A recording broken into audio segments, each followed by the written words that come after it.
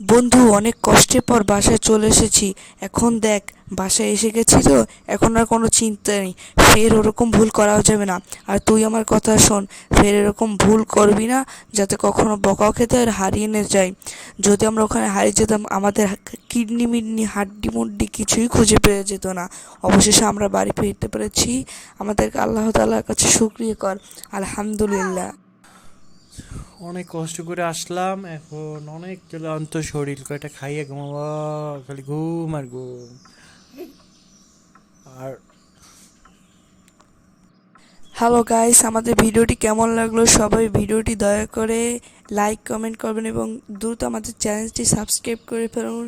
আমাদের পেজটি ফলো করলে আপনারা ভালো বেশি বেশি ভিডিও পেতে পারেন। আর আমরা শিক্ষণীয় ভিডিও এবং ভালো ভিডিও ছাড়বো। ধন্যবাদ দর্শক, ধন্যবাদ।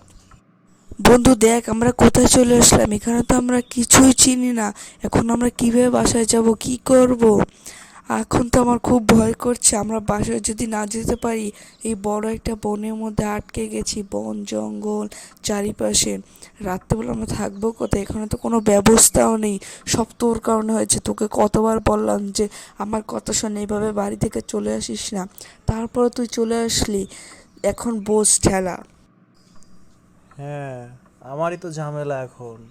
তুমি তো বলো সব দোষ আমি, বাসায় ঝামেলা করছি, তুমি করো নাই, তোমার জন্যই তো করছি। হ্যাঁ, এখন কোন জঙ্গল হারাই গেছি, এখন সব দোষ আমার দিচ্ছে। এখন কই যাবো কেমনে সেটা দেখো। হ্যাঁ, তাড়াতাড়ি বোধ বাইর করো।